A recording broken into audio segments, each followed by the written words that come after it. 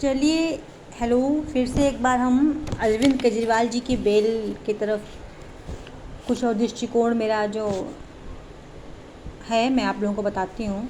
इसमें दो बातें ध्यान देने योग्य हैं। पहली बातें ये थी, जस्टिस सूर्यकांत, सुप्रीम कोर्ट के न्यायाधीश सूर्यकांत जी ने कहा कि सुप्रीम कोर्ट के न्यायाधीश ने ये बातें कही कि केजरीवाल ने ये बचाव लिया था कि सीआरपीसी की धारा 41A की प्रक्रिया का उनके प्रोसीडिंग में फॉलो नहीं किया गया। तो लॉर्डशिप ने कहा कि नहीं, सारी प्रक्रिया फॉलो की गई। ट्रायल कोर्ट ने सीबीआई की पूछताछ की अर्जी मंजूर की थी। इसे धारा 41A की आवश्यकता को पूरा होना माना जाएगा। 41A के प्रक्रिया का फ्रेमवर्क का पालन किया गया। गिरफ्तारी वैधानिक है, फिर भी लगातार हिरासत में रहना स्वतंत्रता के उनके अधिकारों का हनन है, इसलिए उनको आर्टिकल 21 के तहत उनको और सुप्रीम कोर्ट की गाइडलाइंस के तहत, सुप्रीम कोर्ट रूलिंग के तहत और अनुच्छेद 145G के तहत उनको बेल दी गई। न्यायमूर्ति उज्ज्वल भुइया ने कहा, फिर से एक बार सीबीआई को कसंजे में लिया और बोला कि सीबीआई को पिंजड़े में बंद तोते की धारणा से बाहर निकलना होगा, नहीं तो ऐसे ही ट्रायल का वाला खेल चलता रहेगा, ऐसे ही सारे काम चलते रहेंगे। सीबीआई को निष्पक्ष होना ही होगा।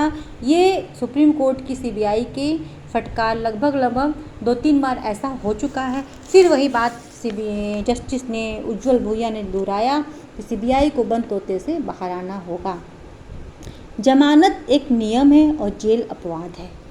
आखिरकार जब सीबीआई को 22 महीने तक केजरीवाल को गिरफ्तार करने की ज़रूरत महसूस नहीं हुई, तो फिर तब उन्हें गिरफ्तार करने की ऐसी क्या आवश्यकता हो गई जब वो ईडी के केस में रिहा होने वाले थे। जब पीएमएलए के अधिक कठोर प्रावधान के तहत जमानत मिल गई थी, तो उसी अपराध से सीबीआई को उन्हें गिरफ्तार करना क्यों स्वीकार हुआ। सीबीआई क्या पहले नहीं जानती थी कि ये इनको गिरफ्तार किया जाए? तो इन सारी करतूतों से सीबीआई खुद ही हाशिए पे है और हमेशा उसका इस तरह से उसका फटकार उसको लगी रही है।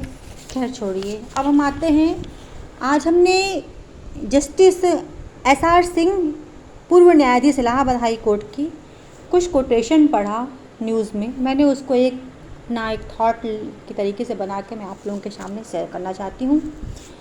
देखिए, इन्होंने कहा कि article 21 protection of life and personal liberty, no person shall be deprived of his life और personal liberty except according to procedure establish by law. किसी भी व्यक्ति को लॉफुल तरीके से ही उसके अधिकारों से वंचित किया जाता है, अन्यथा नहीं। और इसी ग्राउंड पे केजरीवाल जी की बेल हुई। उन्होंने कहा, the procedure describe by law for depriving a person of his liberty can not be reasonable, fair और just, unjust that procedure ensure a speedy trial. उन्होंने एक बात और कही कि स्पीडी ट्रायल पर भी ध्यान देना चाहिए। इसको मैं इसलिए जोड़ रही हूँ जमानत, अरविंद केजरीवाल की जमानत से, कि दोनों बातें बहुत सोचनीय हैं। देखिए, लोग क्या करते हैं, बेल ले लेते हैं, जैसे कि केजरीवाल जी को बेल हो गई, पहले इनको इंटरिम बेल हुई, फिर इनको सशर्त जमानत दी गई। ऐसे बहुत सारे लोग हैं जो बेल आउट हैं, यहाँ तक कि सोनिया गांधी, राहुल गांधी और ऐसे बहुत सारे लोग हैं जो जमानत पर ही हैं। और ऐसी इनकी ज़िंदगी, पूरी ज़िंदगी ऐसे बहुतों की बीत जाती है और न तो उनको अरेस्ट किया जाता है, न उनका ट्रायल चलता है, न उनका कुछ होता है। तो इसका सबसे बड़ा जो कारण है वो है हमारी न्यायिक प्रणाली की लचर व्यवस्था। Menaka Gandhi versus union of India and other 1978 में इस बात को कहा गया था कि स्पीडी ट्रायल एक समाज की फंडामेंटल राइट का एक आधार है और ये होना ही चाहिए कि त्वरित न्याय सबको मिलना चाहिए। लेकिन ऐसा होता नहीं है, ये सब किताबों और कहानियों की बातें सा लगता है। हुसैन आरा खातून versus home secretary state of Punjab 1980 Kartar Singh versus state of Punjab इत्यादि केसों में स्पीडी ट्रायल को लेकर बहुत बार बहस हो चुकी है, लेकिन लगता नहीं है कि अभी तक ये कुछ हुआ।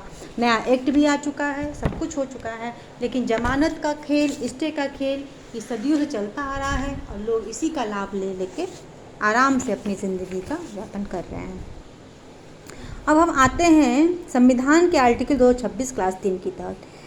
जस्टिस एसआर सिंह ने, पूर्व जस्टिस एसआर सिंह ने बहुत अच्छी बात कही कि धारा अनुच्छेद 226(3) जब हाईकोर्ट द्वारा निषेधाज्ञा मतलब स्टे या किसी अन्य साधन से एक पक्ष के खिलाफ अंतरिम आदेश पारित किया जाता है तो वह पक्ष ऐसे आदेश को हटाने के लिए अदालत में आवेदन कर सकता है और अदालत को तय शर्तें पूरी होने पर 2 सप्ताह के अंदर ऐसे आवेदन का निस्तारण करना चाहिए। दूसरी बात इन्होंने कही, मजिस्ट्रेट द्वारा अदालती कार्रवाई के योग्य समन के मामलों में के.एम. मैथ्यू वर्सेस केरला और अन्य 1992 के मामले में सुप्रीम कोर्ट और कैलाश चौधरी व अन्य बनाम उत्तर प्रदेश राज्य के मामले में इलाहाबाद हाईकोर्ट द्वारा तय किए गए कानून के तहत आरोपित को समन की वैधता के खिलाफ अपील का अधिकार होना चाहिए। अपील का अधिकार होना चाहिए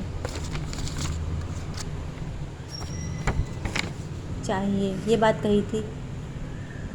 फिर प्रसाद वर्सेस रूपलाल जिंदल और अन्य 2004 के मामलों में इन फैसलों को हाई कोर्ट ने खारिज कर दिया, लेकिन इन्होंने कहा कि नहीं, जैसे कि हम स्टे लेते हैं या हम जमानत पे हैं तो जब मेरी ट्रायल ही नहीं चलेगी तो हम तो ज़िंदगी भर जमानत पे रहेंगे। ऐसा होता भी है, ऐसे बहुत से मामले हैं जो अंडर ट्रायल हैं या ट्रायल पे हैं ही नहीं, बस लोग बेल आउट हैं और आराम से अपना लाइफ एंजॉय कर रहे हैं। इसे धीरे धीरे क्या होता है, जो सत्ताधारी हैं, जो पैसे वाले लोग हैं, वो लोग की एन कैन पकड़ने बेल ले लेते हैं। बेल का मतलब होता है कि वो सब सज़ाओं से खारिज हो चुके हैं और वो आराम से अपनी ज़िंदगी फिर जीते हैं।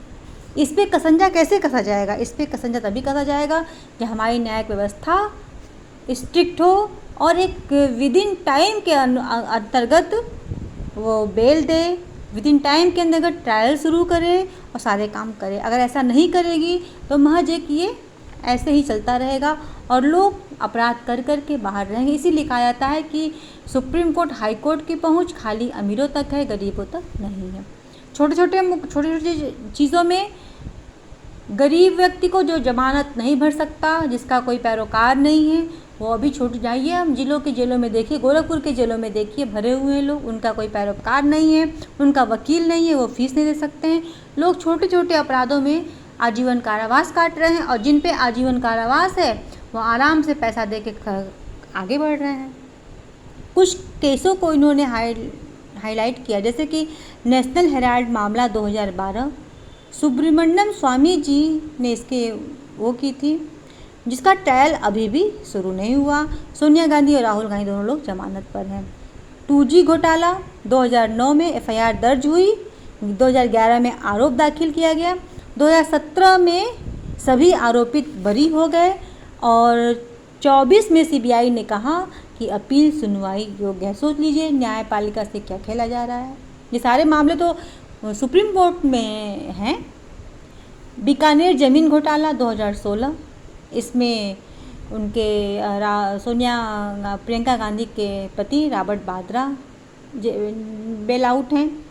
2016 में IRCTC बिहार में, ताज कॉरिडोर 2003 में, झारखंड मुक्ति मोर्चा 1993 में और बोफार घोटाला 1986 में। इस तरह कुल 60,000 से अधिक केस सुप्रीम कोर्ट में लंबित हैं और 42 लाख से अधिक केस हाई कोर्ट में लंबित हैं। तो इन केसों का लंबित होना भी एक बहुत बड़ा कारण है। लोग स्टे ले लेते हैं और ज़िंदगी भर आराम से दूसरों को परेशान करते हैं। जमानत से बाहर जाते हैं, उनकी न ट्रायल होती है न कुछ होता है, थाने पे पैसा पहुंचा देते हैं, नाम हटवा देते हैं, सारे काम यहीं से हो जाते हैं और बेचारा जो पीड़ित पक्षकार है, जो मजबूत नहीं है, वो बेचारा ज़िंदगी भर न्याय के लिए भटकता है और फिर वो सबसे यही कहता है कि कानून के पास क्या जाए, ज़िंदगी कट जाएगी। रही बात आर्टिकल 226 की, 226 संविधान का एक अंग है, संविधान के तहत जोड़ा गया है। तो वहाँ ये नहीं कि हमें खाली क्रिमिनल साइड से ही हमको मिलेगा स्टे, हम उसके तहत सिविल के लिए भी जाके, ये डायरेक्शन की बात होती है, डायरेक्शन वाली फाइलें होती हैं जो जल्दी से पुट ऑन हो जाती हैं। तो कोर्ट को देखना चाहिए कि भैया जल्दी जल्दी अगर किसी ने स्टे ले लिया है तो अगर दूसरा आवेदन देता है तो उस पर ध्यान रह जाए कि कहीं स्टे गलत सही से नहीं दिया गया, स्टे की समय सीमा क्या है, इन सबको देखना चाहिए। और जमानत की बात है, अगर हम जमानत पे बाहर आ